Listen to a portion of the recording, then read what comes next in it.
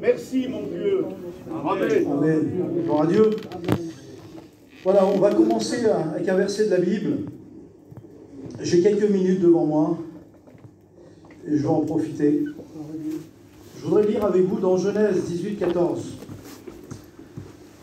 Y a-t-il quelque chose d'étonnant y a-t-il quelque chose qui soit étonnant de la part de l'Éternel? C'est une question que je me pose, moi, et que peut-être vous, l'Église, vous vous posez à l'heure actuelle. Hein. Est-ce qu'il y a quelque chose qui soit étonnant venant du Seigneur? Non. Non, il n'y a rien d'étonnant venant de lui. Parce que on s'aperçoit dans le livre de la Genèse, avec sa parole à lui, il a tout créé. C'est merveilleux quand même. Alors il n'y a rien d'étonnant. Mais ce n'est pas sur ce verset-là que on va voir ensemble, entretenir avec vous, voilà. C'est de ce texte-là qui a été vraiment fort. Et puis je vous dis franc, ce texte-là, je n'osais pas trop l'apporter en fait. J'avais un autre verset. Et je l'avais mis de côté comme ça, là. Et puis le Saint-Esprit, c'est pas rien le Saint-Esprit. Hein. Quand tu es poussé par le Saint-Esprit, tu as beau faire ce que tu veux, il faut que tu reviens là. Et là, j'ai pris ce verset-là. C'est particulier, je ne sais pas ce que Dieu veut nous dire ce soir. En vérité, j'ai noté des notes là, mais je ne sais pas sur quel chemin que Dieu va nous emmener, l'Église. Hein. Mais je sais que Dieu veut te parler à toi ce soir. Il veut parler aussi à moi. Hein. Dans les Actes, chapitre 13, et le verset 41. Il dit comme ça le verset. « Car je veux faire en vos jours une œuvre. Une œuvre que vous ne croyez pas si on vous l'a raconté. » C'est particulier le texte, ça. « Je veux faire en vos jours une œuvre. » Maintenant, ça veut dire, le jour c'est maintenant. C'est pas demain. Dieu veut créer une œuvre en nous. Il l'a déjà fait en moi. Quelle œuvre qu'il a créée en moi, Seigneur? Vous savez, je ne le remercierai jamais assez, le Seigneur, pour tout ce qu'il a fait pour moi. Vous savez, je suis franc, je suis un garçon franc ce soir. Je ne demande à rien au Seigneur. Et pourtant, croyez-moi, j'en ai des besoins. À chaque fois que je viens à la réunion de prière, je dis ça au Seigneur. Seigneur, je te remercie parce que tu m'as sauvé. Et ça, c'est important. Je veux faire en vous une œuvre, même si on vous l'a raconté, tu ne croirais même pas. Et puis dans la parole de Dieu, après je vais vous donner une petite expérience que j'ai vécue par rapport à ce texte-là. Ça m'a rappelé ça en réalité quand je préparais ce message-là. Mais je lis dans la parole de Dieu avec vous, il y a un garçon dans la Bible qui est malade pendant 38 ans. Il est là, assis. Il y a plusieurs nombres de malades qui a besoin aussi de la guérison. En attendant que l'ange, de temps en temps, descendait pour agiter l'eau. Vous connaissez l'histoire. Et à un moment donné, il y a Jésus qui vient.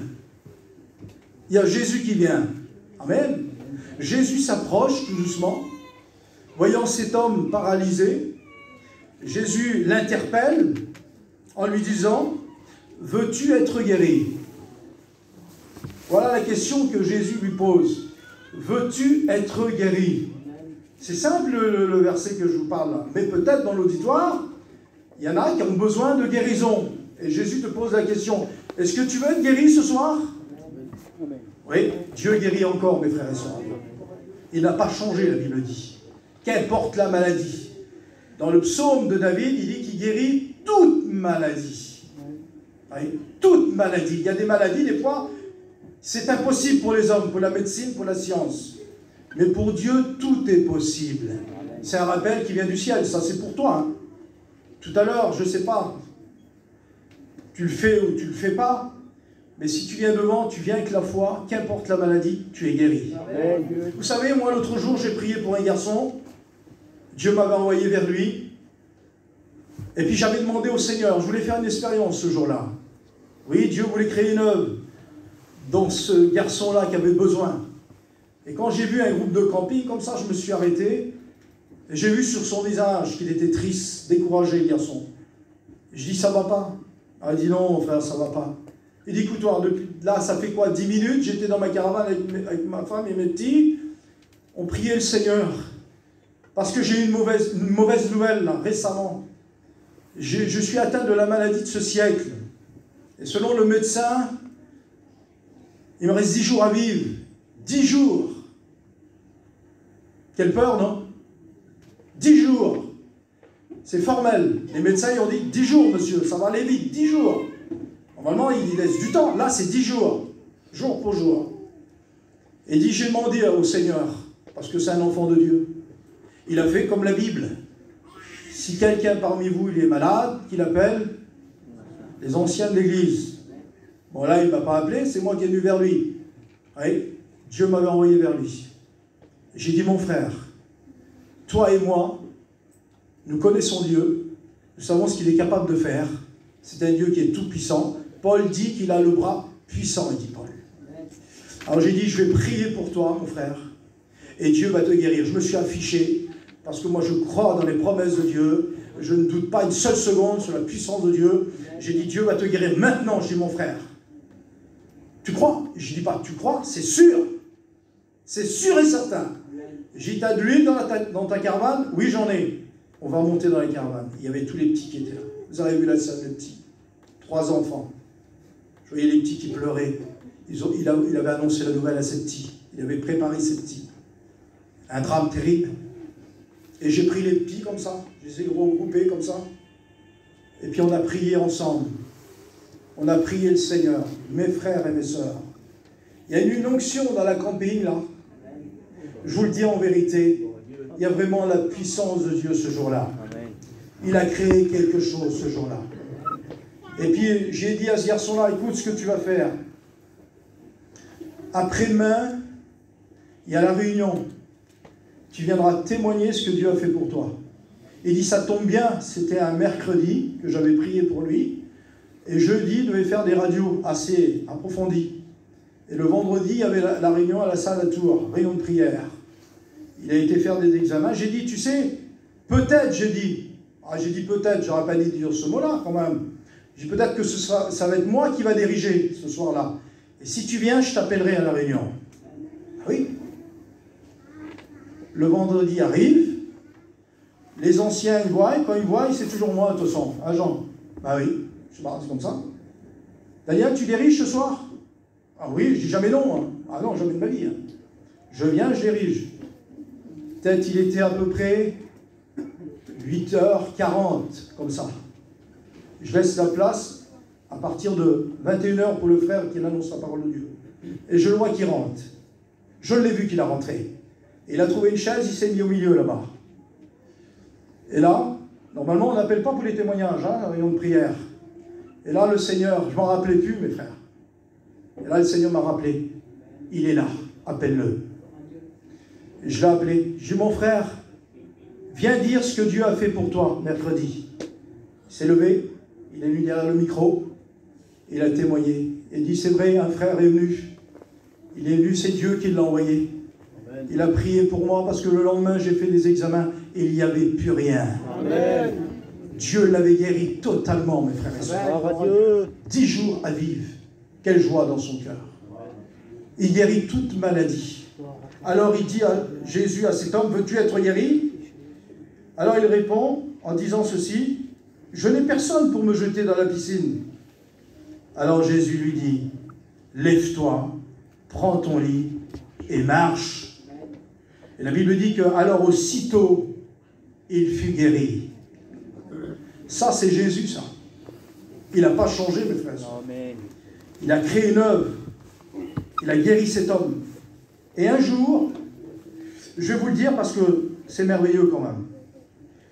Encore un matin, comme ça, je priais le Seigneur. Je ne sais pas pourquoi je dis ça, mais peut-être dans l'assemblée, il y en a qui avaient besoin d'écouter ce mot-là. Vous savez, je suis convaincu dans mon cœur qu'il y a une direction de Dieu ce soir. Amen. Je suis convaincu. Je me mets à prier dans la voiture. Mon téléphone sonne. Quelqu'un qui répond. Je dis, allô, oui, c'est qui? Elle dit, excusez-moi, monsieur, c'est pas vous qui avez mis sur l'annonce 2 tronçonneuses? Je dis, non, c'est pas moi.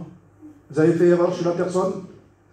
Regardez-moi les plans de Dieu, c'est merveilleux. Puis, mais avant, j'ai dit, Seigneur, j'ai demandé au Seigneur, combien de gens dans le monde, là, aujourd'hui, ont besoin de toi, Seigneur, qui ne te connaissent pas? C'est vrai, en réalité.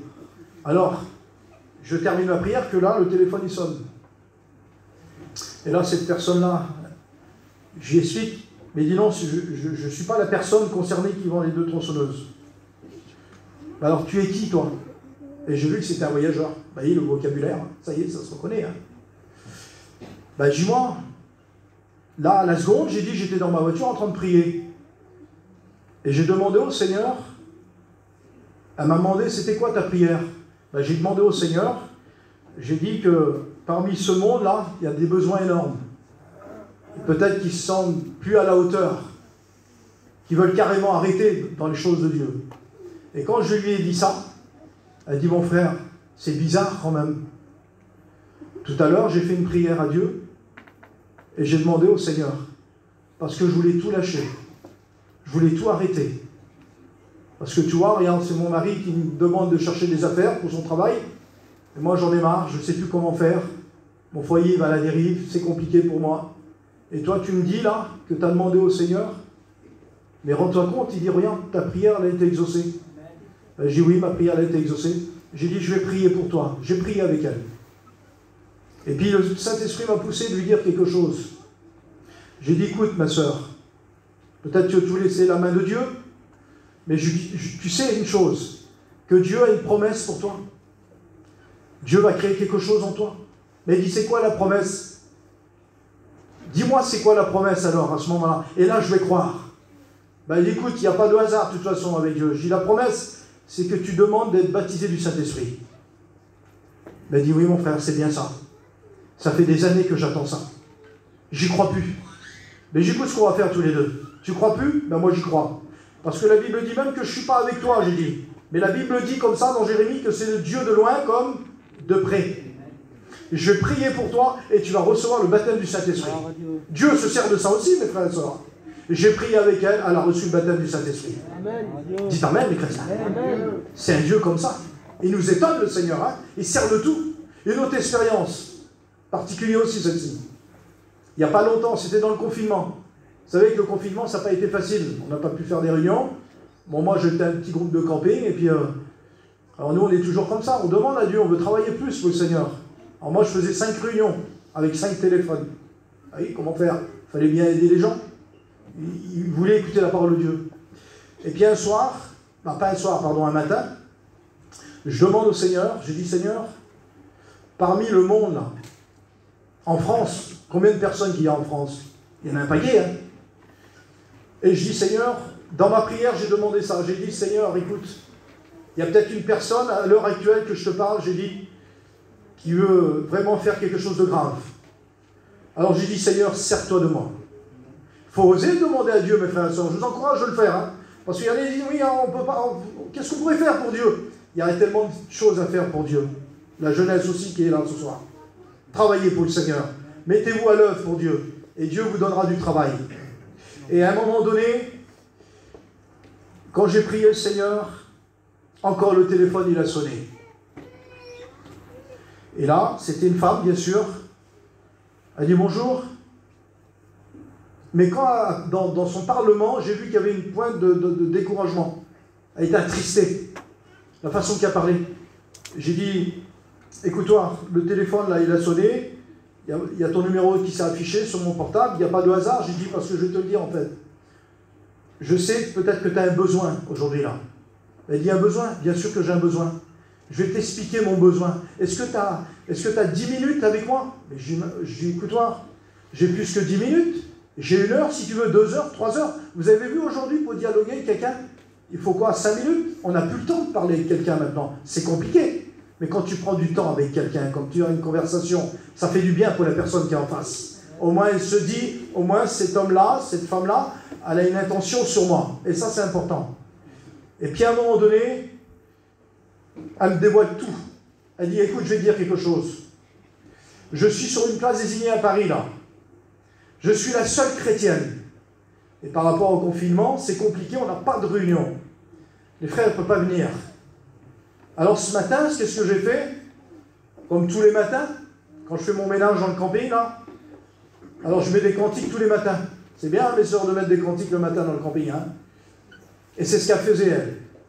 Ça a duré pendant 1 heure. Et à un moment donné, il y a quelqu'un qui a frappé sur la porte de mon camping, mais j'ai eu l'impression qu'il va arracher le camping, c'est cette personne-là. Et je me suis précipité, puis j'ai ouvert le camping, et j'ai dit, qu'est-ce qui se passe? Et c'était un homme qui était sur la place où elle était. Et l'homme lui a dit, écoute bien, t'es une chrétienne, toi? Il dit, oui, je suis une chrétienne. Il dit, si j'aurais su que tu étais une chrétienne, tu ne rentrais pas sur la place. Alors tu vas faire quelque chose. Tu vas déteindre ta musique, là. C'est quoi que tu mets? Elle dit, c'est des cantiques. Il n'y a rien de mal là-dedans. Vous savez, le monde qu'on vit aujourd'hui, il est méchant, hein, très méchant. Hein. Alors il lui dit, mais écoute, je vais l'éteindre. Mais le garçon, elle m'expliquait. Il était blanc dans la figure, à un tel point qu'il voulait me sauter dessus, quoi. Mais il dit, reste calme et je vais éteindre les cantiques. Bon, fais-le tout de suite devant moi, là. Toi, le garçon méchant, là. Donc elle le fait, elle s'exécute. Elle éteint les cantiques, elle referme la porte. Et là, elle dit au Seigneur, tu vois, Seigneur, ça ne va pas. Je dis, il se passe quelque chose. Hein. Tu m'as laissé tomber, Seigneur. Elle dit ça dans ses mots, elle m'explique ça. Tu m'as abandonné en un mot. Alors après, elle dit, j'ai fait quelque chose. Je suis sorti de mon camping et j'étais un petit peu en bas. Là, à côté de chez nous, il y a une petite mare. Et qu'est-ce que je vois à côté, là? Un homme allongé, un jeune garçon. Alors qu'est-ce que je fais, moi? Je viens à son secours, tu comprends? Je viens à son secours. Et je le secoue comme ça pour lui donner quelque chose. Alors lui, lui aussi, il a mal réagi, il m'a mal parlé. Voilà, il m'a pris pour rien du tout.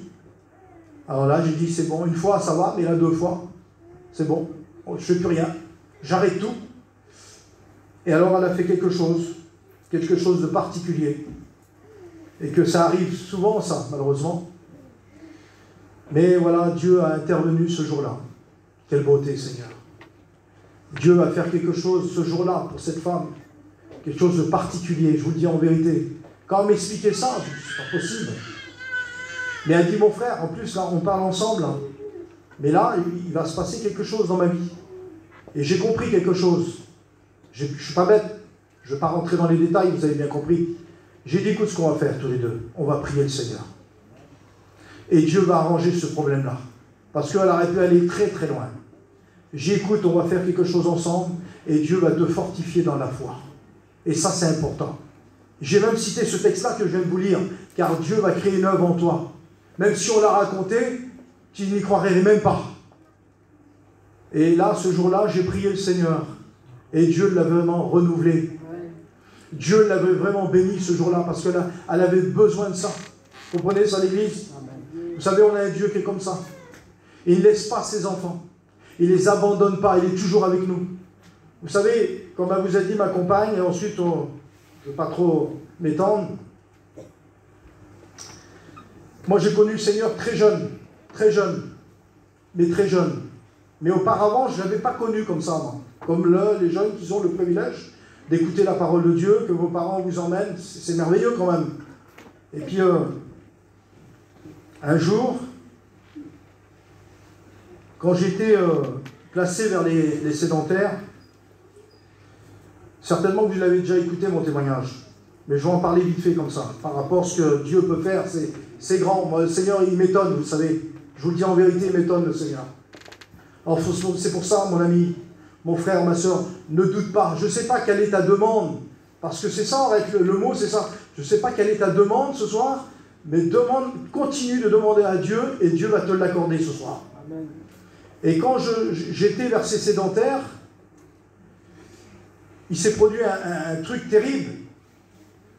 Parce que dans mon idée à moi, dans mon projet à moi, c'était de faire beaucoup de choses. Mais Dieu avait décidé autrement. Et à l'âge de 12 ans, voilà, oui, 12aine d'années, quand je suis rentré de chez moi, et puis ce jour-là, tout avait changé, tout avait basculé. Parce que ma mère adoptive, bien sûr, elle me disait, tu sais mon garçon, à partir d'aujourd'hui, il faudra quitter la maison, voilà, quitter les lieux, puis j'ai fait tes valises, il faudra que tu pars. Donc à un moment donné, je me suis toujours posé la question, pour quelle raison? J'avais fait peut-être du tort ou quelque chose qu'il ne fallait pas. Non, c'était pas ça du tout. J'étais un garçon sage. Toujours, de toute façon. Hein. Et puis, elle me dit, voilà, en fait, je vais t'expliquer vite fait, en 30 minutes. En fait, nous, on t'a adopté, mais en fait, tes vrais parents, si tu veux, tes vrais parents, c'est des gens qui vivent en caravane. Et puis, voilà, aujourd'hui même, ils sont venus te chercher. Et puis, il faudra que tu pars avec eux. Alors moi, je lui ai posé cette question. J'ai dit, comment ça se fait? Tu me demandes de partir avec des gens, des inconnus, que je ne connais pas. Moi, ce n'était pas prévu comme ça. J'avais prévu autrement, moi. Mais comme je vous ai dit tout à l'heure, les projets de l'homme ne sont pas les projets de Dieu. On fera ce qu'on veut. Si Dieu nous veut, il fera tout pour nous avoir. Vous comprenez ça, l'Église? Et ça, c'est une vérité. Et quand elle m'a dit ça, là, j'ai dit, écoute-toi, il y a moyen de s'arranger. Dans la vie, on peut toujours s'arranger. C'est moi, c'était ma question que je me suis posée. Mais vous croyez que dans le monde, ça peut s'arranger, l'Église? Non. C'est ce qu'on dit toujours, ça va s'arranger, ça ne s'arrangera jamais. Et puis à un moment donné, devant le fait accompli, je n'avais pas le choix de quitter la maison. Et quand j'ai quitté la maison, bien sûr, naturellement avec une grande peur, parce que là, je pars à l'inconnu. Tu vois le sens? C'est compliqué quand même. Alors j'ai dit à ma mère adoptive, à ce moment-là, vu que je pars de la maison, bon, maintenant, je n'ai pas trop le choix, mais il faut me dire avec qui je pars. Tu me dis des gens qui vivent en caravane, mais dans quel contexte? Et puis moi, je me posais des questions, plein de tas de questions qui me revenaient dans mon esprit. Parce que j'avais mes repères, j'avais tout. Et puis c'était compliqué après. Pour retrouver ça, c'est impossible de la vie, quoi. Alors, elle m'a tout expliqué, elle dit, tu vivras dans une caravane, ça, tu verras, tu seras bien, tu seras bien logé, il n'y a pas de problème pour ça. Elle a essayé de me rassurer en un mot. Mais c'était pas ça du tout. Pas du tout. Quand vous vivez, j'en profite parce qu'on n'a pas fait de la route pour rien, attention. Hein, bah oui.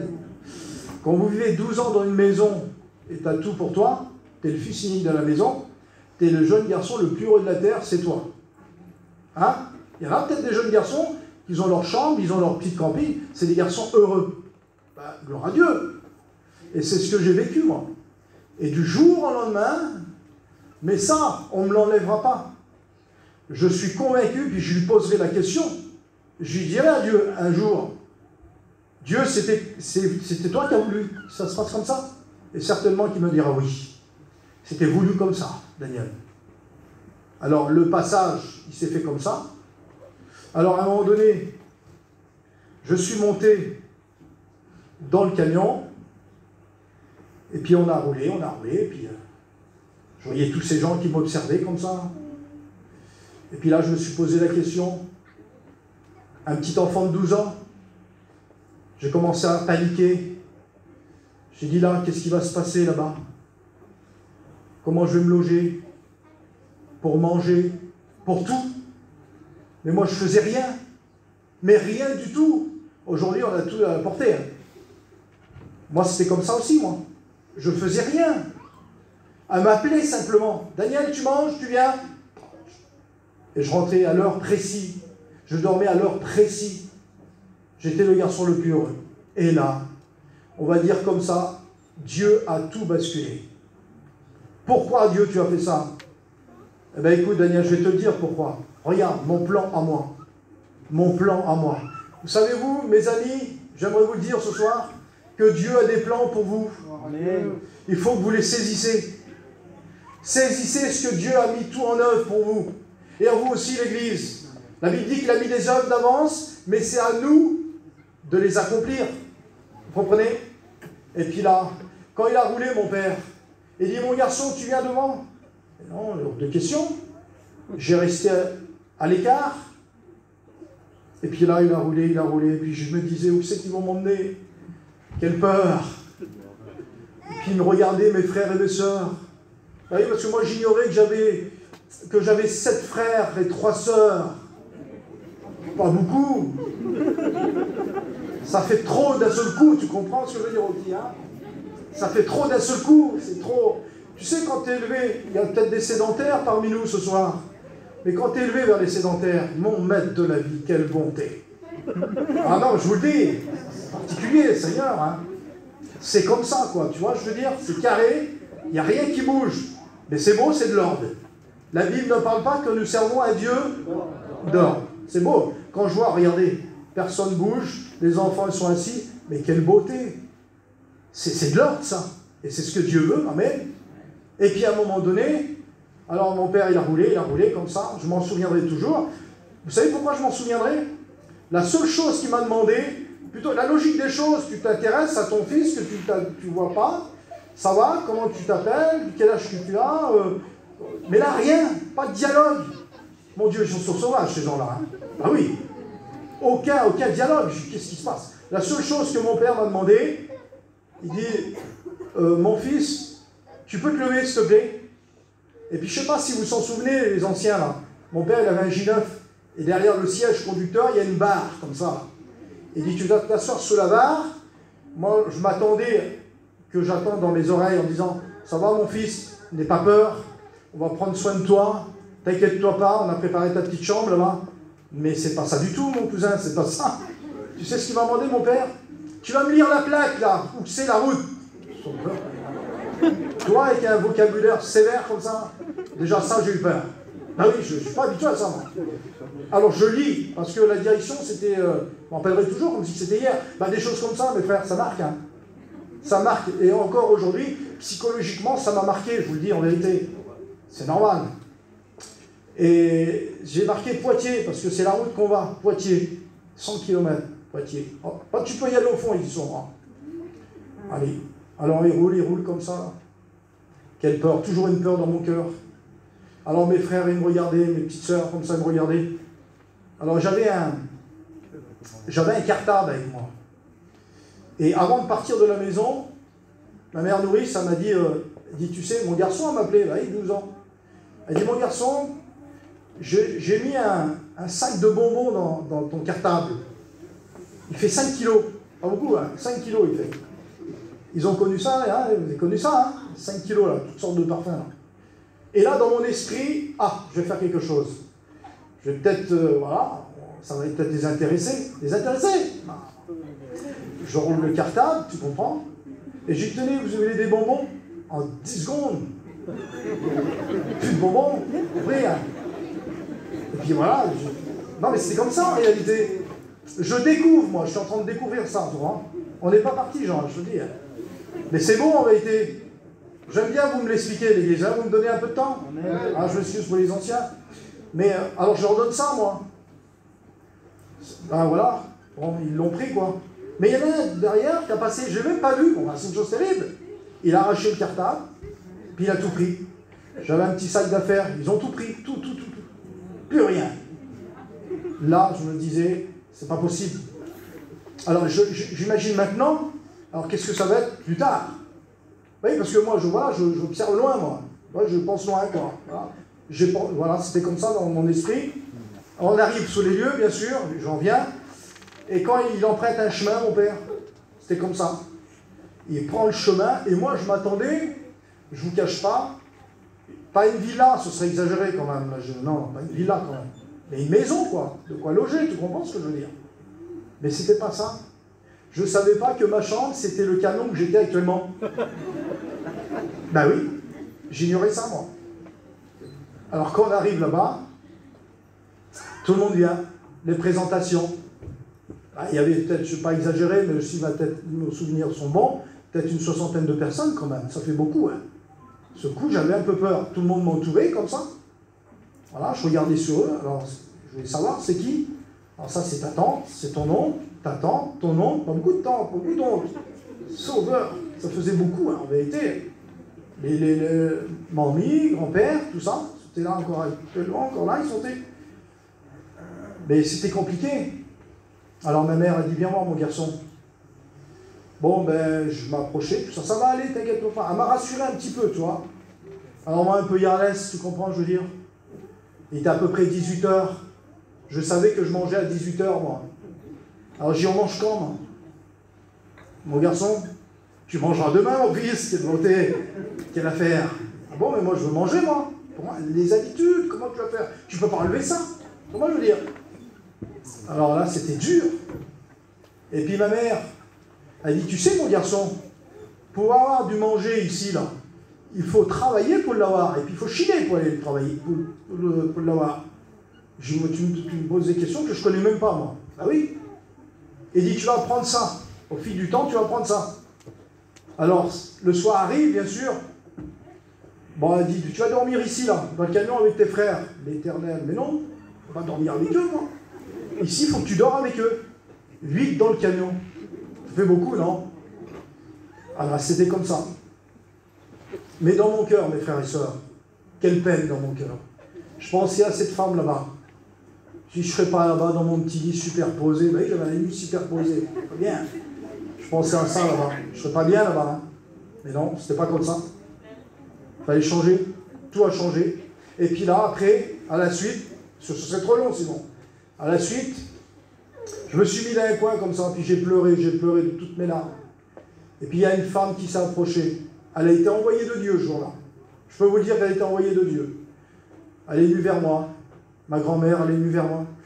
Elle dit, mon garçon, il dit, viens voir. Vous savez, j'aimerais vous dire quelque chose. Parce que moi, je l'ai vécu. Il y a des personnes qui sont dans le désarroi, qui n'en peuvent plus, qui sont abattues, et on ne les interroge pas. Vous savez, devant Dieu, on rendra des comptes par rapport à ça. Je vous le dis en vérité que c'est vrai. Et là, Dieu s'est servi d'elle. Alors elle est venue vers moi. C'est tout juste qu'elle avait du mal à marcher. Elle est venue et elle avait quelque chose dans ses mains. La chose qu'elle avait dans ses mains, c'était la solution pour moi. Et je l'ai chez moi. Je l'ai chez moi. C'est une Bible. Dieu, la Bible. Oh, Seigneur. C'était ma destinée à moi, puis le projet que Dieu avait formé pour moi. Amen. Je vous le dis en vérité. Elle est venue avec cette petite Bible marron, dépouillée, les feuilles qui ne voyaient même plus, tellement qu'elle a lisé la Bible. Elle dévorait la Bible. Et elle dit, mon garçon, écoute ce que tu vas faire. Ce soir, tu vas venir chez moi. Et par respect pour les anciennes, quand même, j'ai dit, oui, je vais venir. Et il dit, je vais te préparer un chocolat chaud. Alors là, c'est intéressant quand même. Hein. Je m'en rappelle, hein, comme si c'était hier. Ça fait que j'y vais, le soir arrive, et là, je commence à prendre ce livre, la parole de Dieu. Et je commence à lire, sans savoir et sans comprendre la parole de Dieu, vous avez bien compris. J'apprends des choses que je ne connais pas. Et pendant une semaine, comme ça, tous les soirs, on voulait que je vienne chez elle pour lui lire la Bible. Ben, elle a dévoré la Bible, tu comprends? Quel plaisir, et quand j'y pense, quel plaisir pour elle d'écouter la parole de Dieu. Je vous encourage, l'Église, n'attendez pas la réunion pour écouter la parole de Dieu. Ceux qui savent lire, prenez la Bible et lisez-la pendant 1 heure, 2 heures s'il le faut. La Bible dit, c'est Paul qui dit ça, rachetez le temps. Ben, on peut le racheter en lisant la Bible. Ça, c'est important de le faire. Et puis un soir, pas fait comme un autre, je rentre dans la voiture et je lis la Bible. Et à un moment donné, elle me dit, écoute mon fils, on va faire quelque chose tous les deux. Depuis le temps que tu me lis la Bible, moi, si tu le permets, je voudrais faire quelque chose avec toi. Vas-y, je dis, pas de problème. Et il dit, on va prier tous les deux. Et moi, je ne sais pas ce que c'est prier. C'est quoi prier? Prier, c'est fermer les yeux et parler avec quelqu'un. Mais qui c'est ce quelqu'un? Eh bien, ce quelqu'un, c'est Dieu. Et Dieu, lorsque tu vas y adresser une prière, il l'écoutera. Je me rappellerai comme si c'était hier. Voilà ce qu'elle a dit. Ben, j'écoute, si tu veux, on va le faire tous les deux. Par respect, j'ai fermé les yeux.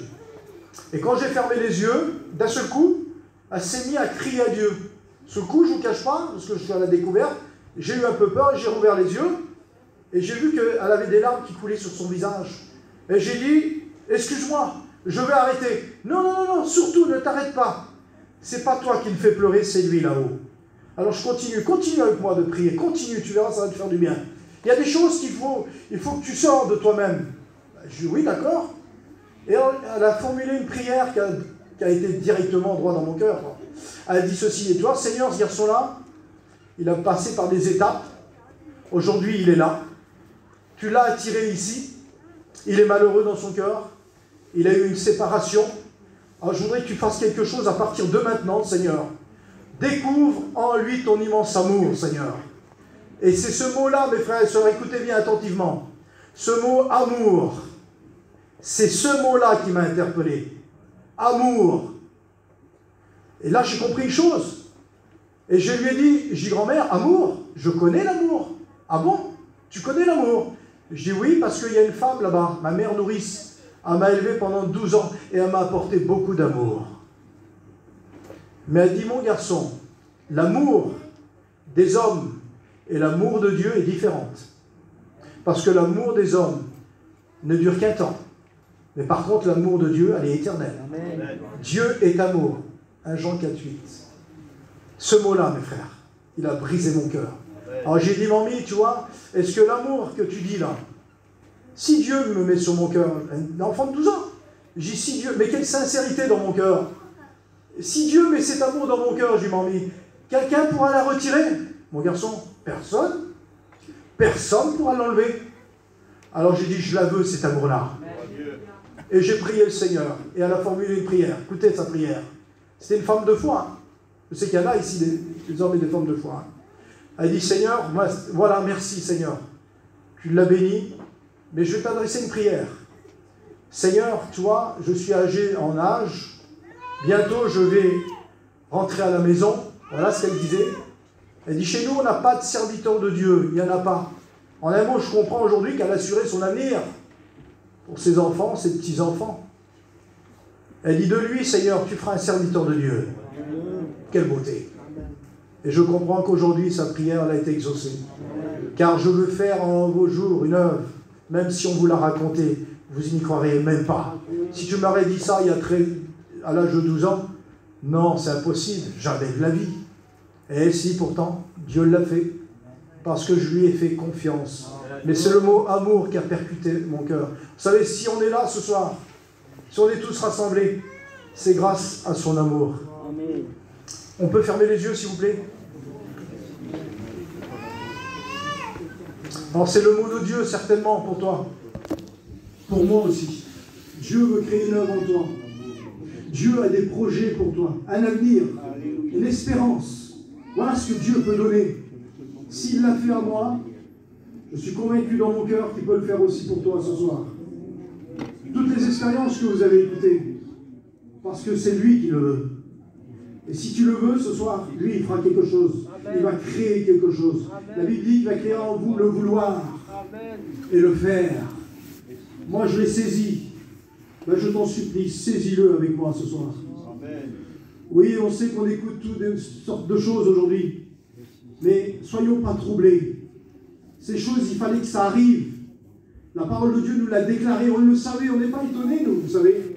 Mais Jésus déclare, ne soyez pas troublés, mon Église. Jean 14. Il dit, je m'en vais, mais je reviendrai vous chercher. Ça, c'est une promesse qu'il nous a fait. Je demandais à mon frère Jean qui vient ici, qu'il puisse prier le Seigneur. Je vous remercie en tout cas d'avoir écouté la parole de Dieu. Amen. Un grand merci. Amen. Dieu bénisse cette Église. On priera avec Jean, là où qu'on passe. Et je vous dis, c'est pas pour dire, mais pendant les 2 ans qu'on n'a pas pu passer, ça nous avait vraiment fait mal au cœur. Je pensais à l'église de Montargis. J'ai dit, Seigneur, quel dommage, à cause d'un virus, on ne peut pas y aller. J'ai dit, Seigneur, mais toi, j'ai dit, Seigneur, c'est ton œuvre. Je suis convaincu que ton œuvre ne s'arrêtera pas. Amen. Je vous le dis devant Dieu, j'ai jamais douté sur l'œuvre de Dieu. On a peut-être dit, ah, ça y est, l'œuvre de Dieu, c'est terminé. Non, la preuve, on est là ce soir. Oui, parce que Dieu prend soin de son âme, mes frères et sœurs. Allez, tu viens, Jean?